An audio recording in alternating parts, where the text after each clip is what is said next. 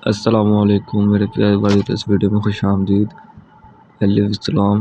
السلام علیکم محترم ناظرین۔ لونڈی کسے کہتے ہیں؟ لونڈی سے ہم بستری کرنا کیوں جائز ہے؟ اور کیا آج کے دور میں لونڈیاں رکھی جا سکتی ہیں؟ یہی ہماری آج کی ویڈیو کا موضوع ہے۔ بسم اللہ الرحمن الرحیم۔ محترم ناظرین، لونڈی کسے کہتے ہیں اور اس کے ہم بستری کرنا کیوں جائز ہے؟ ہمارے معاشرے میں اکثر پوچھا جاتا ہے کہ لونڈی کسے کہتے ہیں، لونڈیاں کون ہوتی ہیں اور ان سے ہم بستری کرنا کیوں جائز ہوتا ہے، اور کیا آج کے دور میں لونڈی رکھنا اور اس سے ہم بستری کرنا ہے؟ دراصل لونڈی سے زرخیز غلام کی مونس ہے کہ یعنی فیمیل سیلوا کو اردو میں لونڈی کہا جاتا ہے۔ قدیم عربی اور دوسرے معاشروں میں غلام رکھنا عام رواج تھا، جن سے لوگ اپنے کاروبار یا گھر کا کام کروایا کرتے تھے، اور ان کو دو شکلوں میں غلام بنایا جاتا تھا۔ پہلی شکل تھی کہ ان کو بازار سے خریدا جاتا تھا،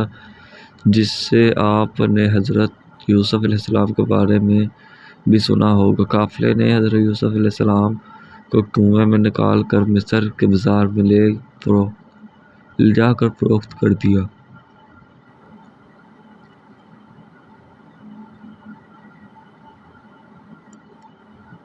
غلام بنانے کی دوسری شکل کیا ہوتی ہے؟ غلام بنانے کی دوسری شکل وہ لوگ ہیں جو جنگ میں مال غنیمت کے ساتھ ملا کرتے تھے، جن کو قیدی بنا لیا جاتا تھا، پھر قیدیوں کو آپس میں تقسیم کر لیا جاتا تھا اور ان سے کام لیا جاتا تھا۔ ایسے ہی جو ان سے خواتین ہوتی ہیں جو خواتین ہوتی ہیں ان کو لونڈی کہا جاتا تھا، اور ان سے گھر کے کام کے لیے جاتے تھے، یعنی ان کو گھر کے کام کرنے پر مأمور کر دیا جاتا تھا۔ تیسری شکل میں یہ ہوتی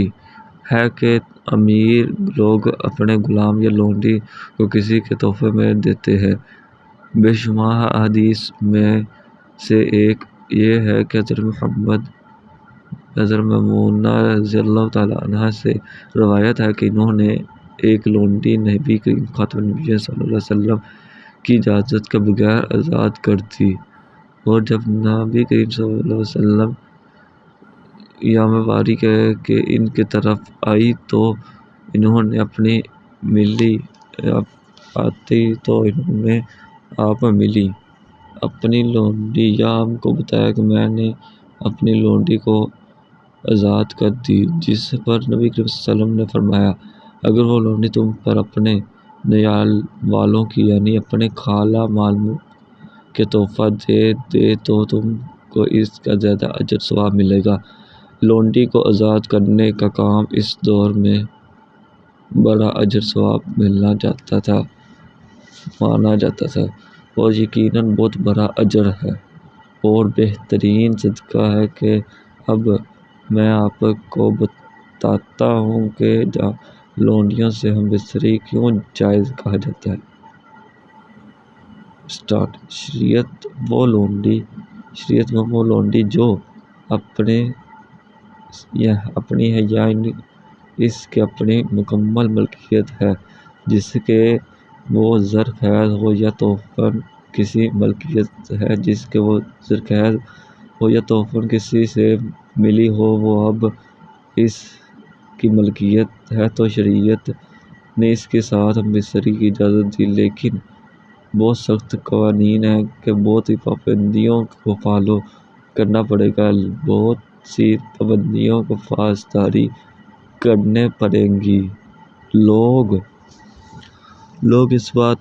پر بہت زیادہ بحث کرتے ہیں کہ نکاح کے بغیر بھی شادی کے بغیر کیسے ہم بستری کر سکتے ہیں، یہ تو گناہ ہے، جبکہ اس میں کیا حکمت ہوگی، یہ معلوم کرنا کوئی نہیں چاہتا، جبکہ حدیث مبارکہ میں ہے کہ مردوں کیا اپنی بیویوں اور لونڈیوں سے ہم بستری کرنے میں کوئی ملامت نہیں، ایسا ہم بستری کرنے میں کوئی ملامت نہیں ہے، ایسا کیوں جائز ہے؟ ہم آپ کو بتاتے ہیں کہ جب ایک معاشرے میں غلام اور لونڈی لائی جائے اور ان کے جنسی تسکین نہ ہو پائی تو معاشرے میں ہے کہ راہ روی پڑے گی، اس لیے مالک اپنی غلام عورتوں سے ہم بستری کر سکتا ہے، لیکن بہت زبردست بیان کیونکہ اس سے روایت اسلام میں ختم تھا اور انسان کو غلامی سے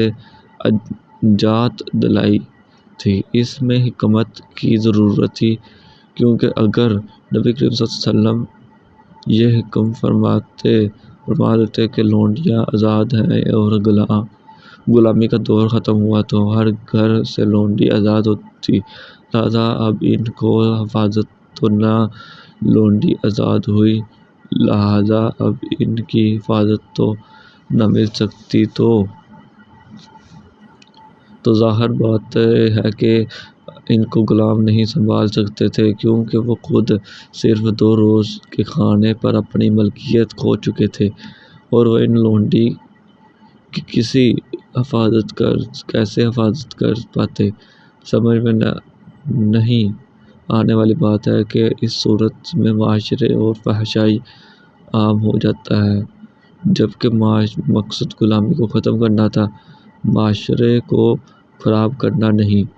تو نبی اکرم صلی اللہ علیہ وسلم نے بڑی حکمت سے اس نظام کو ختم کیا، اس سسٹم کو ختم کیا۔ یہ لوگ نکاح کی بات کرتے ہیں، نکاح تو نہیں کیا تو یہ کیسے جائز ہوگا؟ محترم ناظرین، یہ نبی کریم صلی اللہ علیہ وسلم کی سنت ہے، نبی کریم صلی اللہ علیہ وسلم نے لونڈیوں سے نکاح کے بغیر ہم بستری کرنا جائز قرار دیا تھا، اس کو ماننے میں کون سا حرج ہے؟ قوانین کے نکاح میں پیروی کرنی ہوتی ہے، اس عمل میں بھی قوانین کے بارے میں سیکھیں کہ وہ قوانین کیا ہیں۔ اگر مالک اپنی لونڈیوں سے ہم بستری کر کے سنت ہے، نبی کریم صلی اللہ علیہ وسلم نے لونڈیوں سے نکاح کے بغیر ہم بستری کرنا جائز قرار دیا گیا، تو اس کو ماننے میں کون سا حرج ہے؟ قوانین کے نکاح میں بھی پیروی کرنی ہوتی ہے اور اس عمل میں